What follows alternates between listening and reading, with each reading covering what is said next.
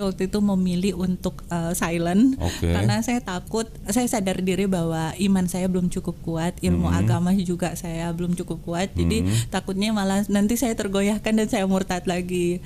Jadi saat itu saya memilih untuk diam dan belajar dulu gitu. Berapa Makanya lama Ibu silent?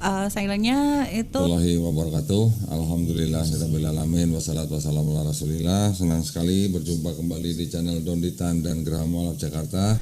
Alhamdulillah pada sore hari ini saya kedatangan tamu Ibu Aisyah, Ibu ya.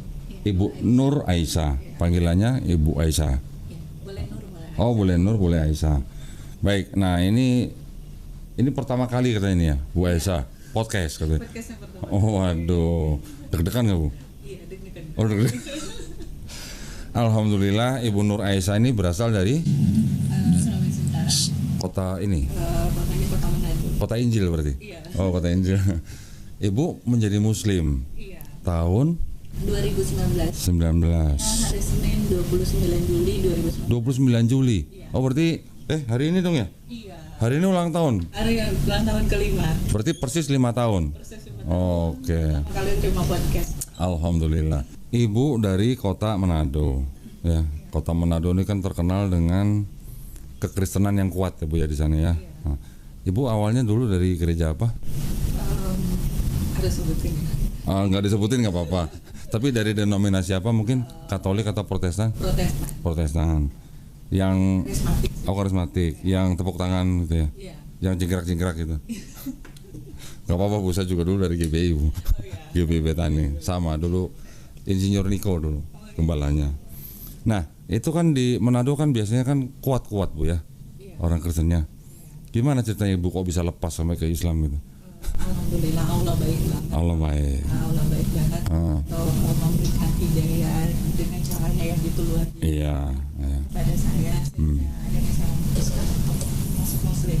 Masuk Islam. Ya. Islam di waktu yang telah saya sebutkan tadi.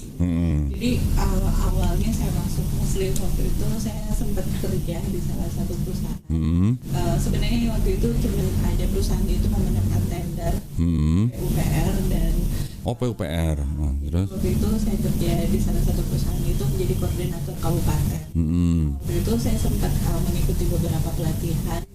Saat itu saya sempat satu kamar sama ada adik itu yang pintar banget ngaji. Masya Allah. Sebenarnya jadi Terus? ngaji itu saya rasa nyaman banget. Oh. Singkat cerita pada hari terakhir itu kebetulan kita mendapat fasilitas menginap di sebuah hotel dan saya mendapat fasilitas yang alhamdulillah lebih sebenarnya dari beliau. Mengundang dia untuk nginap bersama saya.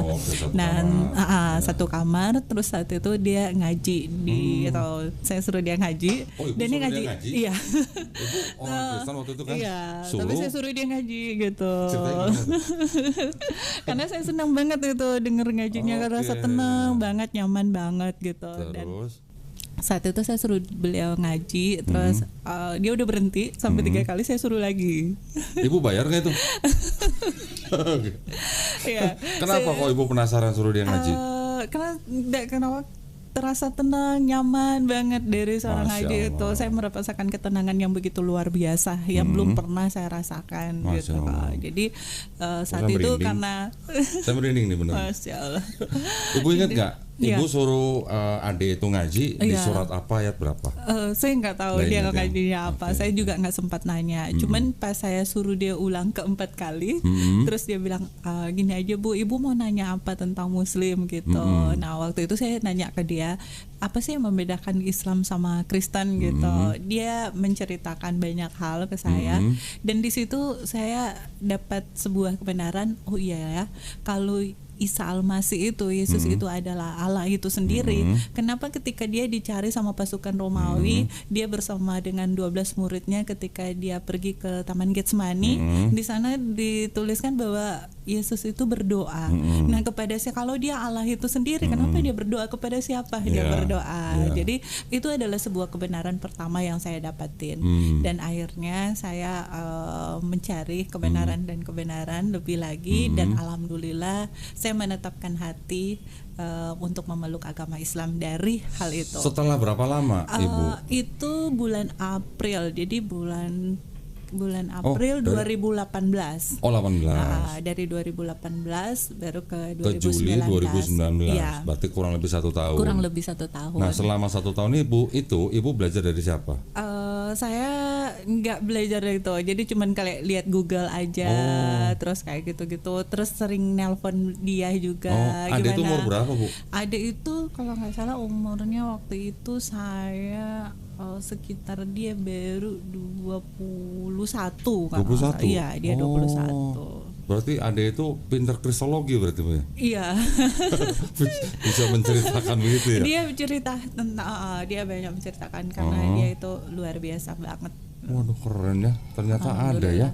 Ada. Baru tahu loh saya. Dia kayaknya memang mendalami agama banget atau lulusan pesantren. Terus dia menceritakan tentang Nabi Isa alaihissalam yang ada di Quran nggak Bu? Dia menceritakan sedikit. Sebenarnya kalau untuk Isa al-Masih sih dia menceritakannya sedikit, tapi dia lebih banyak menceritakan tentang Islam itu sendiri. Oh gitu. Dia menceritakan tentang Islam itu sendiri. Jadi dari situ karena saya sudah sedikit tahu tentang agama Kristen, jadi dari apa yang dia sampaikan itu nyambung. Oke. Tapi gitu. Yang pertama kali ngomong bahwa Yesus ke Taman Getsemani berdua tuh ada itu? Saya. Oh ibu sendiri? Saya sendiri. Dari cerita yang dia itu iya ya gitu. Karena dia menceritakan banyak hal gitu. Terus saya bilang oh iya ya. Kalau memang Yesus itu ada Allah itu sendiri, kenapa saat itu dia berdoa gitu di sana? Kepada siapa dia berdoa? Kan nggak mungkin dia berdoa kepada dirinya sendiri gitu. Katanya sedang memberi contoh. Sedang memberi contoh. Memberi contoh kepada murid-muridnya gitu nggak mungkin kan. Dari kekata itu kalau kita mau bicara orang-orang mau melihat, kita baca bersama arti dari kalimat itu kita sudah bisa pahami. Dari kata dia berdoa di sana gitu. Udah gitu ibu baca nggak Bu di Bible-nya Yesusnya berdoa seperti apa? Iya, kalau itu kan dia berlutut ya di atas bersujud, itu. Bersujud, benar. Lalu dia maju sedikit dan dia maju sedikit dan dia berdoa, dia bersujud, maju sedikit dia bersujud dan berdoa di sana gitu. Masa Tuhan bersujud tuh Bu ya? Iya. Jadi itulah kebenaran pertama yang saya dapati. 1 tahun ibu belajar sendiri berarti? Iya, 1 tahun belajar sendiri dan akhirnya memantapkan hati untuk bersahadat di Masjid Agung Bandung. Di Bandung? Iya. Oh nggak berani di Manado ya Bu? Enggak. Kalau di Manado ketahuan ntar ya? Karena kebetulan waktu itu juga memang lebih banyak waktu di Jakarta gitu sama Surabaya gitu. Nah waktu ibu bersahadat itu ibu sudah berkeluarga? Saat itu dalam posisi divorce tapi memang sendiri ya. Lagi posisi benar-benar sendiri. Jadi masuk agama Islam itu bukan karena menikah atau karena ada orang lain, karena memang saat itu posisinya lagi diizinkan Allah sendiri gitu. Alhamdulillah. Jadi karena ayat di Bible itu malah yang membuat ibu belajar, malah ibu mengetahui, terus akhirnya ibu berpikir gitu ya, terus malah akhirnya ibu masuk Islam. Iya, alhamdulillah. Ya. Nah, waktu ibu masuk Islam, terus gimana? Broadcasting nggak Bu ke keluarganya? Waktu saat itu memang karena keluarga berlatar belakang pendeta, jadi dan keluarga kebetulan juga keluarga besar itu banyak yang taat beragama. Jadi saya waktu itu memilih untuk silent karena saya takut, saya sadar diri bahwa iman saya belum cukup kuat, ilmu agama juga saya belum cukup kuat. Jadi takutnya malah nanti saya tergoyahkan dan saya murtad lagi. Jadi saat itu saya memilih untuk diam dan belajar dulu gitu. Berapa makanya lama ibu silent? Silentnya itu dari 2019 nanti 2022. Berarti 3 tahun? Iya, 3 tahun. Hampir 3 tahun? Iya. Nah terus selama 3 tahun itu keluarga taunya ibu ya masih Kristen aja gitu? Iya. Ibu tinggal sama keluarga atau sudah pisah? Enggak, saya memang udah pisah dari keluarga gitu. Berarti selama 3 tahun ibu kalau pulang ke rumah keluarga masih pulang ke rumah keluarga? Masih mengunjungi mama gitu. Karena kakak juga adalah pendeta, jadi kakaknya pendeta? Iya. Jadi ibunya juga pendeta? Iya. Ibunya pendeta, kakaknya pendeta. Ya. Papanya? Almarhum papa iya juga. Oh, almarhum juga papa pendeta juga. Waduh, berarti anak pendeta ini. Iya. Anak pendeta lepas gitu ya berarti ya. Alhamdulillah karena saya diberikan hidayah sama Allah gitu. Semoga harapan saya juga Allah memberikan hidayah buat keluarga. Amin, amin, amin. Terus setelah 2022 keluarganya tahu, gimana ceritanya? Sempat ada yang ngamuk-ngamuk gitu. Iya, sempat ada yang ngamuk-ngamuk dan ya bahkan ada yang ngomong kalau datang ke Manado hijabnya dibuka gitu. Kan nggak juga semua orang yang dilahirkan Muslim juga nggak banyak kok yang nggak berhijab kayak gitu. Adalah penolakan. Cuman akhirnya ada yang sudah mulai luluh hatinya dengan membuka komunikasi, walaupun mereka memang masih mengungkapkan rasa kekecewaannya yang begitu luar biasa gitu. Saudara ibu juga memang pada religius berarti ya? Iya. Keluarga-keluarga baik di pihak mama maupun papa dia itu adalah orang-orang yang cukup taat beragama, religius religius. Ada yang pendeta gitu, juga. Tapi ada pun yang nggak pendeta, misalnya mereka mau wira swasta atau cuman petani ataupun keluarga, tapi mereka adalah orang-orang yang religius, terlibat di pelayanan istilahnya. Jadi saya dianggap memalukan keluarga. Gitu. Dianggap aib gitu ya? Iya, dianggap aib sama keluarga. Tapi pada waktu itu kan ibu sudah mandiri, bukan sudah tidak tinggal bersama orang tua. Iya. Gitu ya. Tadi kalau nggak salah dengar ibu pendeta. Iya. Juga sudah tahu. Kalau mama belum tahu. Sampai sekarang? Iya. Usia berapa mamanya? Mama udah 74, mau 75 bulan 74. Oktober. Oke. Jadi sampai sekarang mamanya belum tahu. Belum tahu kalau mama gitu. Ya apa ya? Ya itu sih hak daripada Bu Aisyah ya. Iya. Bagaimana yang paling tahu kondisi mamanya kan Bu Aisyah ya. Iya. Berarti 2019 sekarang sudah 2024. Iya. 5 tahun Ibu nih. Iya. Gimana? Waktu awal-awal ada kesulitan? Awalnya waktu masih silent malah nggak ada kesulitan, jadi nanti malah proses pemurnian keimanan saya dimulai di tahun 2022. Jadi di tahun 2022 itu saya sempat menikah. Jadi awalnya itu di 2019 sampai 2022 alhamdulillah Allah tuh sudah mempercayakan banyak hal ke saya. Saya tidak lebih kaya dari orang lain, tapi saya sebagai seorang wanita sudah cukup ya, hidup cukup gitu. Nah, di saat itu saya cukup materi maksudnya Bu ya. Iya, jadi saya pikirnya ya Allah sudah memberikan banyak hal ke saya. Terus saya itu belum belajar agama. Mau sholat aja saya masih nuntun dari buku, dari YouTube gitu kan.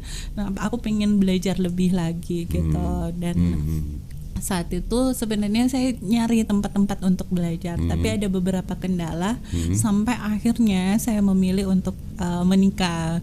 Saya bilang sama Allah, ya Allah kalau seperti ini tolong kirimkan saya imam untuk membimbing saya lebih dekat sama Engkau gitu. Dan akhirnya saat itu saya menikah. Tapi di saat justru saya memilih untuk lebih dekat, disitulah Allah memproses kehidupan saya begitu luar biasa. Jadi mau diceritakan detailnya?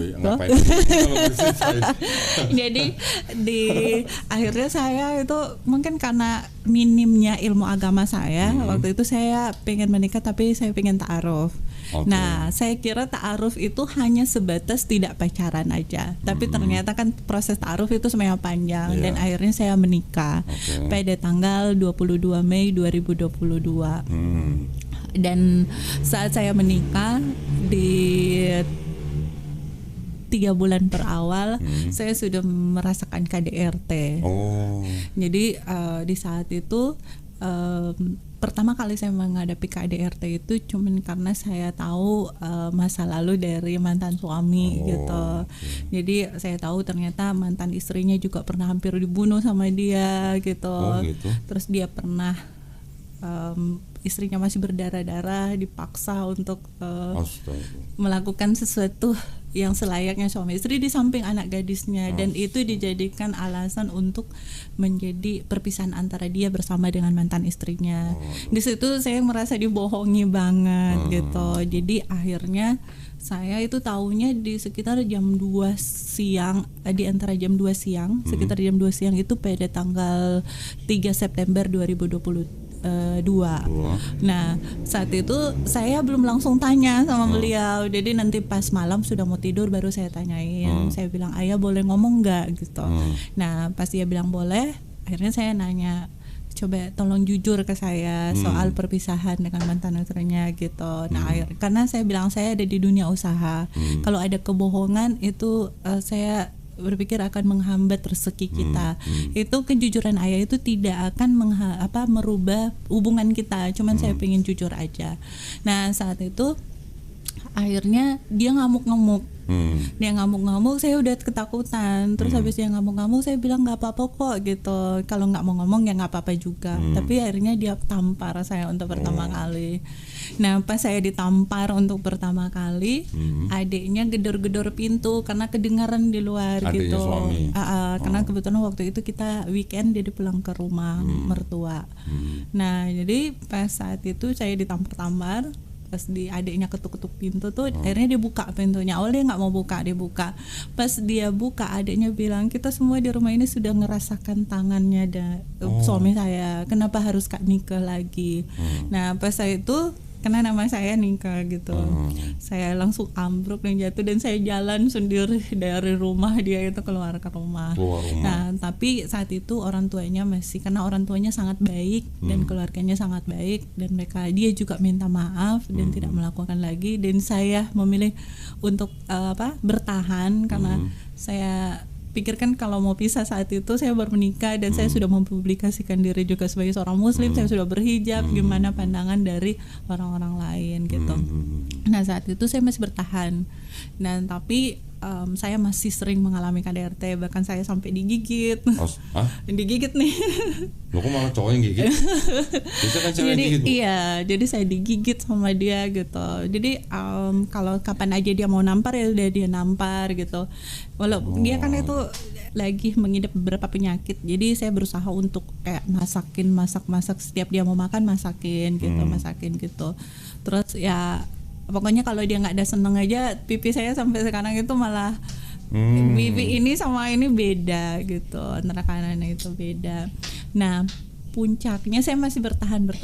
Puncaknya itu di tanggal dia pukul saya itu di tanggal 27 Maret 2023. Ibu ini kok apal ya tanggal-tanggal? Iya, jadi karena saya sempat menulis buku kok tentang perjalanan hijrah saya. Jadi tanggal-tanggalnya itu saya hafal. Jadi kisah-kisah itu memang saya hafal. Tanggal 27 Maret itu saya waktu itu saya ngontrak rumah itu ada 2 lantai, di bawah saya jadiin kantor. Dan karena sudah banyak kali terjadi KDRT dan banyak sekali perbedaan di kita, nah akhirnya waktu itu kebetulan lagi di ruang kerja dan saya minta ke beliau untuk bantuin dalam membuat surat-surat, ada beberapa surat yang harus saya kerjain. Nah pas itu saya bilang juga, karena saya lihat dia di handphone kelihatan bahagia banget. Jadi saya pikir kayaknya dia lebih bahagia dengan handphonenya dan mungkin dengan kehidupannya daripada dengan saya. Kalau kayak gitu kan masih mendingan ya udah, kalau kita mau pisah nggak apa-apa gitu. Akhirnya saya dengan posisi yang sama, ayah boleh ngomong nggak gitu. Terus dia Ibu juga takut tampar lagi tuh minta ngomong. Iya, takut sih kok gitu. Akhirnya dia bilang iya apa. Saya bilang kalau ayah nggak bahagia sama bunda, ya udah ayo kita pisah ya baik-baik aja gitu. Biar kita bisa memulai kehidupan kita masing-masing. Biar ayah bisa bahagia dengan kehidupan ayah. Mungkin aku juga bisa memulai kehidupan aku yang baru. Saat itu dia cuman diam aja. Nah itu saya takut mau dipukul, mau bercerita lebih. Saya bilang saya izin ke lantai 2 ya ayah gitu untuk melanjutkan pekerjaan di sana. Soalnya saya sudah ngomong gitu, kalau saya tetap bertahan di situ takutnya dipukul lagi kan.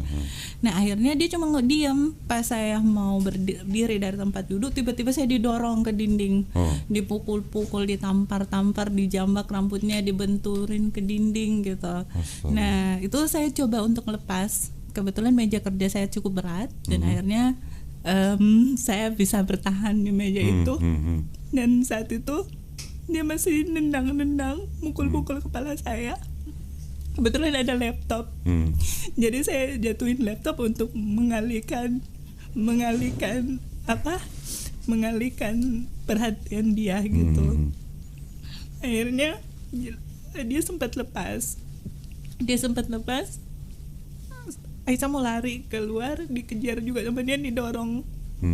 Pas didorong dia keluar ke belakang. Aisyah kira dia mau menenangkan hati gitu di belakang, dan taunya dia keluar udah sama pisau. Astaga. Dia keluar sama pisau, terus Aisyah ditarik, udah pisaunya tuh udah di sini, di udah di leher. Sementara kepala Aisyah tuh sudah berdarah. Jadi waktu itu tuh Aisyah sempat mau teriak, tapi sudah tangannya udah ini di leher juga kan gitu. Tapi alhamdulillah Aisyah tetap berusaha untuk teriak. Alhamdulillah mungkin tetangga dengar dan dia keluar pura-pura jemur baju, jemur pakaian. Lihat itu kan ada tirai di tempat tinggal kita, jadi pas dia lihat itu, dia airnya lepas. Dia lepas, Aisyah tuh udah gemetaran, dia duduk di tangga. Terus duduk di tangga itu, Aisyah nunggu dia tenang. Pas dia lempar pisaunya, baru Aisyah lari ke atas. Aisyah lari ke atas itu, untung Aisyah sempat ngambil handphone. Jadi Aisyah sempat ngambil video pas dia lempar pisaunya. Dan Aisyah pikir kan Aisyah udah harus punya bukti. Jadi akhirnya lari ke atas, dikejar lagi sama dia. Jadi dorong-dorongan di pintu dan di leher ini sampai biru semua, karena ditahan sama dia gitu. Ditahan hampir 1 jam lebih, mungkin kok sampai lemes. Alhamdulillah saat itu anak Aisyah yang paling tua, si Cici, nelpon terus, terus dia sampai bilang ayo kita mati bareng gitu. Aku bilang ya udah, kalau kamu mau bunuh saya, izinkan saya turut kirim uang buat anak saya, soalnya dia nelpon terus. Yang setelah sekian jam nego sama dia, bujuk-bujuk, akhirnya dia lepas. Dia lepas, Aisyah langsung ke polisi. Nah, tapi ya pas sudah di polisi, sudah dilaporin, Aisyah sudah nggak mau ketemu kan gitu.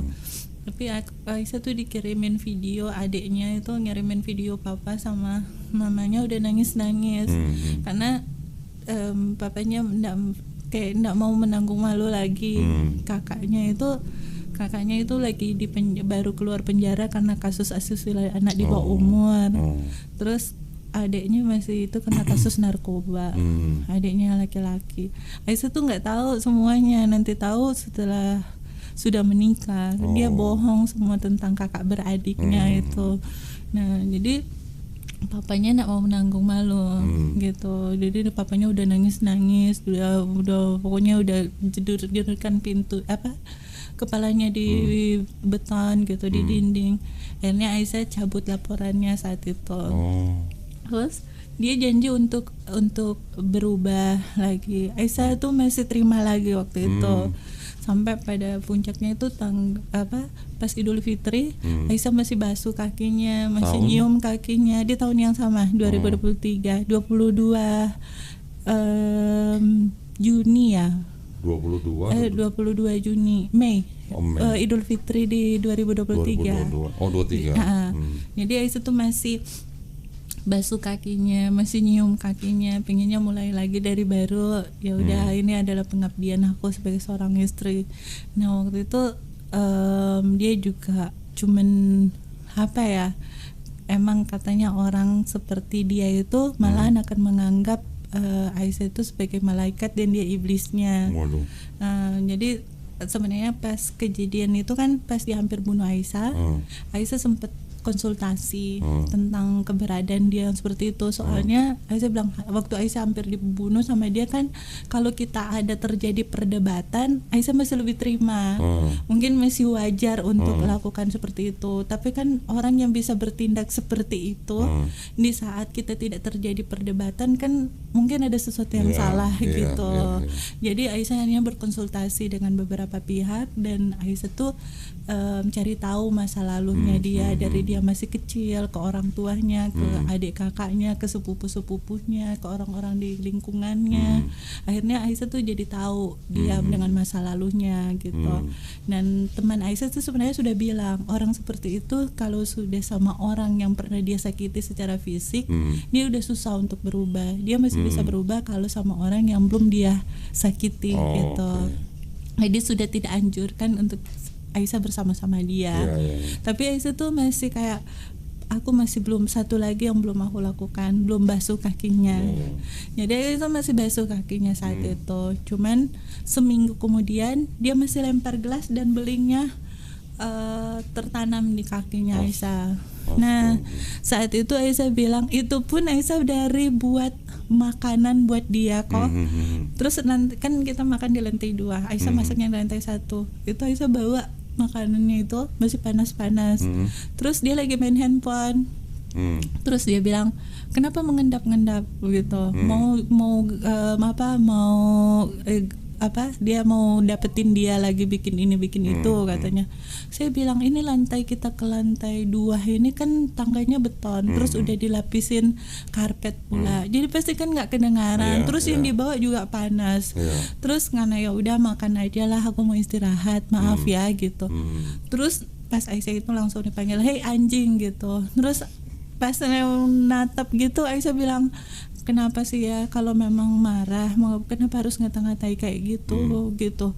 Terus pas Aisyah ngomong kayak gitu, langsung diambil gelas yang segini, dilempar kena ke kaki Aisyah, pecah di situ. Terus nanam di lutut, masih ada bekasnya. Nah saat itu Aisyah bilang sama Allah, ya Allah, aku udah nggak sanggup lagi. Udah nggak sanggup, benar-benar nggak sanggup. Akhirnya Aisyah berkonsultasi dengan beberapa ustadz. Pada tanggal 26 Juni itu Aisyah pergi ke Masjid Raya Bukit Tinggi dari jam 8 pagi. Sumatera Utara. Jadi itu hidup sama suaminya di Sumatera Utara, di Sumatera Barat, sorry. Iya, di Sumatera Barat. Oke.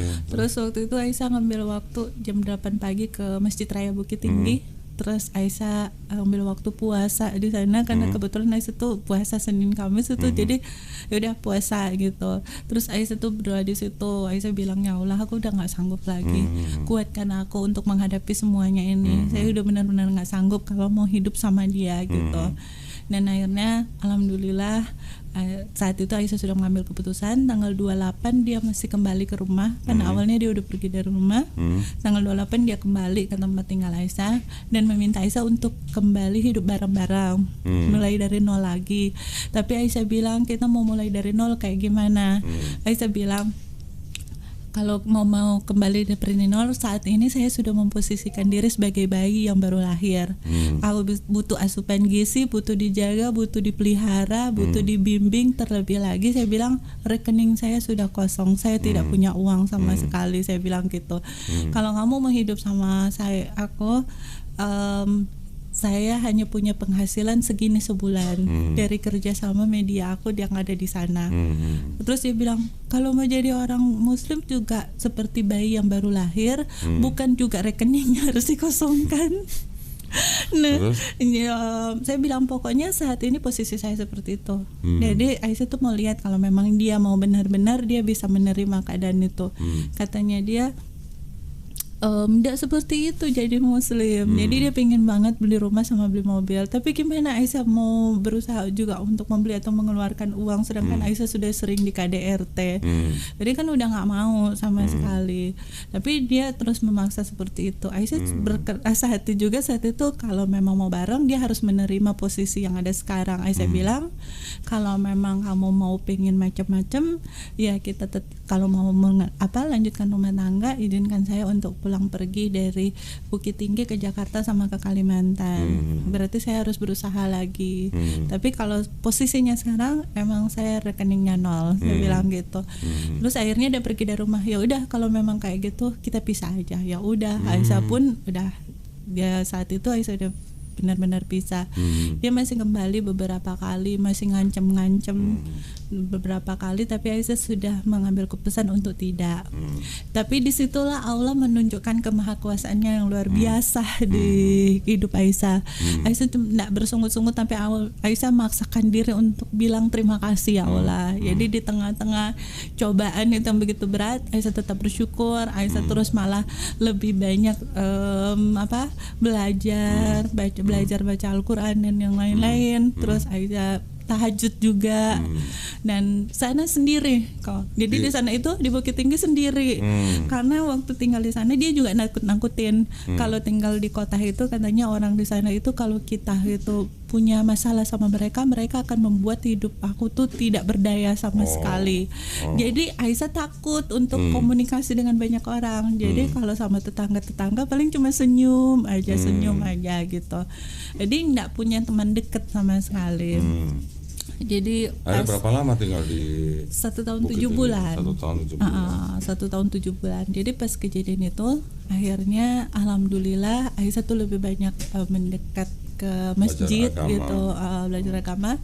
Dan di masjid itu pas tanggal 26 itu ketemulah sama ibu-ibu yang mengatakan di sana itu ada belajar Al-Quran setiap hari Senin. Cuman hari Senin itu kebetulan ustadz yang ngajar tidak ada karena orang tuanya sakit. Jadi nanti minggu depannya Aisyah datang. Dan pas Aisyah datang itu di sana itu ada ustadznya. Nah Aisyah pertama kan benar-benar nggak tahu sama sekali baca Al-Quran waktu itu. Iqra'nya belum tahu sama sekali. Jadi Aisyah duduk di belakang dengan malu-malunya. Tiba-tiba ada ibu-ibu yang manggil, ayo maju di sini karena ustadznya udah datang. Nah pas belajar itu biasanya ustadz baca ayat terus diikutin satu persatu. Pas sampai di giliran Aisyah bilang sama ibu sebelah, saya belum bisa baca gitu. Nah beliau sempat nyari Al-Quran yang ada bahasa Latinnya, cuman akhirnya dilewati. Terus saat itu Aisyah tiba-tiba dihubungi sama sama Uni itu. Dia bilang mau nggak belajar Al-Quran, mau banget gitu. Alhamdulillah saya didampingi oleh beliau untuk belajar, dan pada tanggal 15 September Aisyah sudah bisa baca walaupun belum lancar. Masya Allah banget, Allah tuh luar biasa. Padahal Aisyah pertama kali buka Iqra mikirnya 2 tahun mau belajar itu. Soalnya kan pas bingung gimana mau belajar Iqra ini. Pertama kali bisa baca ayat Quran, rasanya gimana? Alhamdulillah banget. Subhanallah, Aisyah tuh benar-benar ngerasain ketenangan yang luar biasa yang nggak pernah Aisyah ngerasain di tempat lain. Nah saat itu akhirnya Aisyah bilang sama Allah, ya Allah, saya tahu bahwa sebelum melangkah ke sini saya benar-benar mempasrahkan hidup sama Allah gitu, karena saya pengen deket sama Allah. Makanya saya ini mau datang ke sini dan mau belajar. Jadi saya yakin Allah tuh bawa saya ke Bukit Tinggi bukan untuk dihancurkan gitu. Pasti saya tahu Allah punya maksud yang indah buat saya gitu ke sana. Akhirnya di sana saya jadi ingat bahwa ketika syahadat dulu saya meminta untuk tidak divideokan dan tidak dipublikasi, tapi saya berjanji bahwa ketika saya bisa baca Al-Quran, saya akan mensiarkan agama dengan cara yang Allah percayakan ke saya. Alhamdulillah. Nah, pertama kali ini berarti ini. Iya, alhamdulillah. Dan di saat itu Aisyah tuh akhirnya buka mualaf center di Bukit Tinggi. Iya, mualaf center di Bukit Tinggi. Bu Aisyah malah buka mualaf center di Bukit Tinggi. Iya, alhamdulillah. Jadi itu pas di proses perceraian itu berjalan, karena Aisyah tidak mau pemikiran itu terganggu dengan hal-hal yang negatif. Aisyah berpikir ini sudah jadi masalah, so itu harus diselesaikan, harus dihadapi. Tapi saya harus membuat sesuatu yang bermanfaat buat diri saya sendiri dan sekiranya bisa bermanfaat sama orang lain. Jadi selama proses perceraian itu berjalan, di saat itulah Aisyah mendirikan mualaf center di Bukit Tinggi. Ya. Nama mualaf centernya apa? Mualaf Center Bukit Tinggi memang. Mualaf Center Bukit Tinggi. Iya. Masya Allah. Sampai sekarang masih. Alhamdulillah sampai sekarang. Sudah berapa mualaf yang dibina di sana? Masih ada 3 keluarga yang dibina dengan 12 jiwa. Masya Allah. Bahasanya jiwa kayak orang gereja. Oh iya ya, pakai bahasa apa sih kalau bahasa ini keislaman? Saya masih kekurangan kosakata. Kosakata keislaman itu masih karena Aisyah memang baru belajar. Jadi dari 2019 setelah Bu Aisyah masuk Islam sampai 2022 itu berarti belum terlalu melakukan Islamnya berarti. Belum. Jadi untuk belajarnya 2022 belum. Menikah, 2023 proses cerai. Iya. Baru nih benar-benar belajar Islamnya dari situ. Alhamdulillah. Baru belajar Islam malah bikin mualaf center. Iya. Waduh, keren ya. Semua karena Allah kok. Semua karena Allah. Iya. Nah, terus gimana ceritanya kok sekarang bisa di Jakarta nih? Lagi ada acara atau memang pindah ke sini atau gimana? milih hijrah ke Jakarta kok, karena kalau tinggal di Bukit Tinggi kan ada mualaf-mualaf yang di bawah binaan Aisyah. Terus Aisyah juga butuh hidup gitu. Jadi Aisyah pikir kalau tinggal di Bukit Tinggi di sana tuh udah banyak pengusaha soalnya. Mereka udah banyak, jadi Aisyah tuh milih untuk pindah ke Jakarta untuk memulai hidup dari nol kembali. Jadi Mbak Bu Aisyah di Jakarta nih sedang memulai usaha baru. Iya. Boleh tahu nggak usaha apa? Usahanya Enggak, jangan. Iya, kok lagi mencari-cari sih kok gitu. Jadi lagi menata kehidupan kembali. Nah, terus mualaf-mualaf yang di Bukit Tinggi gimana, ditinggal? Masih tetap di binaan. Ada gitu. yang mengurusi di sana? Sementara ini kok lagi nyari orang yang tepat untuk mengurusi. Karena kemarin ada sedikit orang yang dipercayakan tapi beliau kurang amanah gitu. Jadi mungkin beliau sih mungkin ada sesuatu yang dipikirkan atau apa. So ada beberapa bantuan yang akhirnya tidak tersampaikan ke para mualaf. Jadi sementara beliau saya hentikan. Nah ini lagi mencari. Jadi kalau ada sekiranya yang kenal, saya pingin titipkan mualaf center di Bukit Tinggi. Kalau Kokoh juga ada kenalan di sana, sekiranya yang bisa amanah. Bil, Bukit Tinggi. Tuh ada yang mau. Masya Allah tuh. Ibu di sini udah ngurusin mualaf, mau ke sono lagi, tapi di sini siapa ngurusin Bu?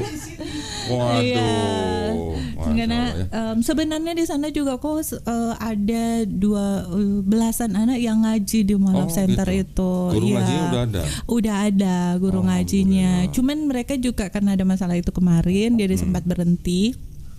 Dan Sebentar, tolong. Terus sempat berhenti, sebenarnya sekarang ini juga mereka lagi berhenti. Terus udah banyak yang hubungi Bu, kapan buka lagi gitu kok. Pingin banget itu proses belajar mengajinya tetap dibuka lagi gitu kok. Bentar. Ini ada konsumsi datang. Oh, Masya Allah. Nih, sambil makan dong, sambil makan. Nontonnya bengong doang dari tadi, nggak ada yang serius banget. Enggak, masa nonton mulutnya nggak ngunyah ya. Dibagi. Masya Pak Monas kalian makan, Pak Monas. Allah. Pak Monas makan, maaf ya. Nah, kita belakangan Bu, biar Iya, mereka makan nggak dulu. apa-apa. Penonton bayaran. Penonton bayaran. Aduh.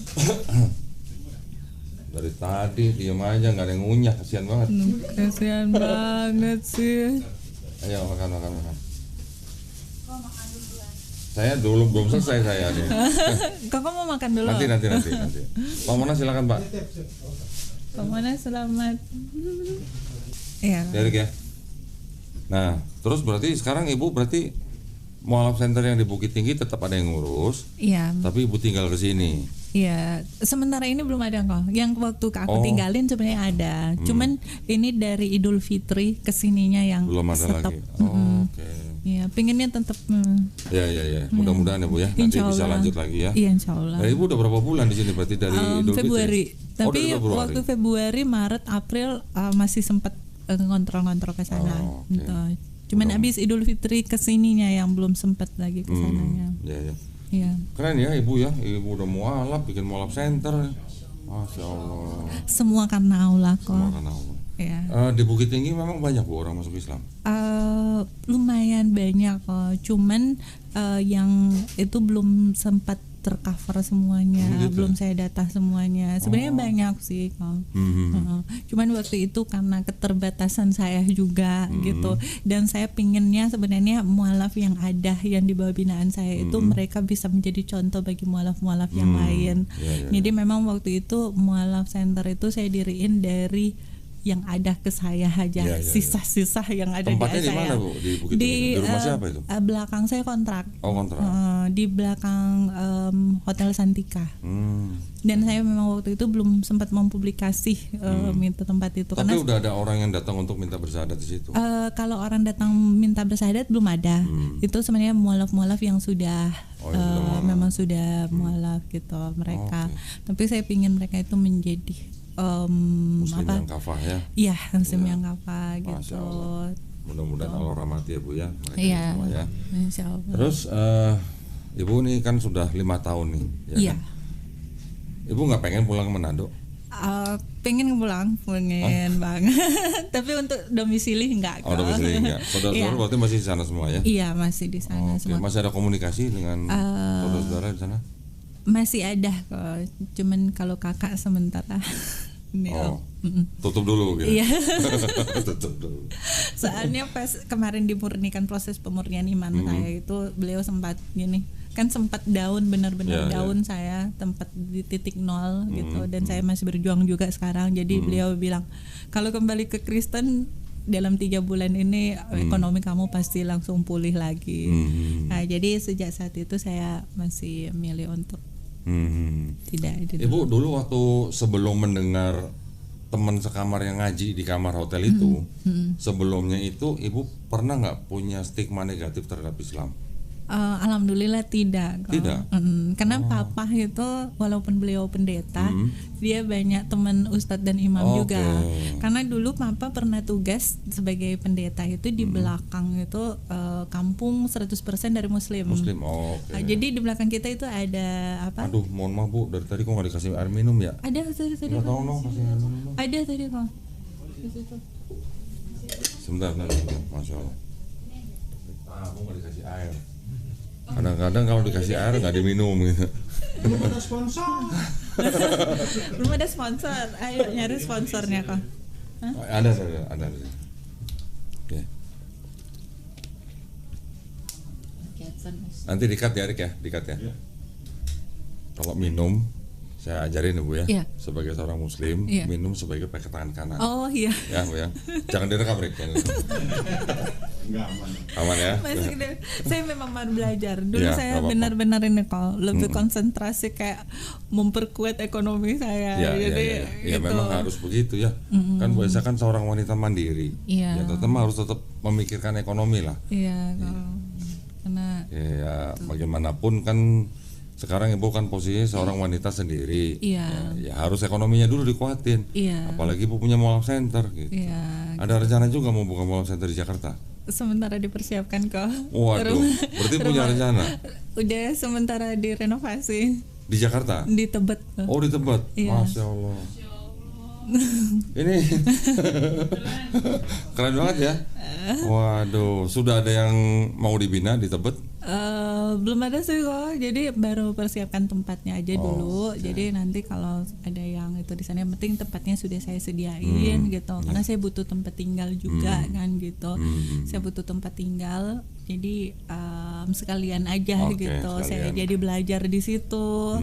Ada teman-teman juga bisa belajar gitu. Karena kan saya juga sendiri kan kok. Jadi ya udah biar teman-teman juga yang pengen belajar di situ. Iya, alhamdulillah. Berarti mesti cari guru ngaji lagi dong ya? Iya. Ada guru ngaji tuh sebelah sana. Iya. Itu bisa di calling tuh. Iya. Ya, mudah-mudahan ya dilancarkan ya. Insya Allah kok, amin. Nah, terus berarti sekarang kan Bu Aisyah sebagai wanita yang mandiri, yang sendiri harus menatap masa depan dong. Iya. Nyari lagi nggak Bu? Apa? Hah? Enggak. Kok cepet amat jawabnya? Soalnya biasanya kalau di podcast saya, kalau yang di depan saya biasanya perempuan yang sendiri gitu, nanti di komen banyak tuh, mau dong IG-nya, mau dong. Sementara Biasanya udah begitu. ditutup dulu kok. Nah, ini ngomong sendiri ya, jadi kan jangan nanya sama saya gitu. Biar denger sendiri. Jadi Ibu mau konsen dulu ya, menata ekonomi dulu ya. Menata hidup dalam agama, terus belajar agama dulu. Ya, gitu. itu juga penting ya Bu ya. Penting. Ekonomi penting, tapi agama juga penting. Ya. Terpenting itu agama, ekonomi ikut. Karena waktu ke Bukit Tinggi sempat memang undur gitu kok. Jadi dari usaha itu sempat enggak vakum gitu. Cuman ternyata itu pincang juga gitu. Dari situ menyadarkan, memberikan pelajaran bahwa ternyata memang harus sejalan gitu. Ya namanya kita tahu lah kalau kita Bu Aisyah namanya sudah mulai belajar Islam nih kan, sudah dari 2023 kan. Belajar bagaimana usaha yang target kita tuh bukan kekayaan. Ya, bukan materi yang harus jadi target Bu. Tapi apa? Barokahnya. Iya, betul. Barokah itu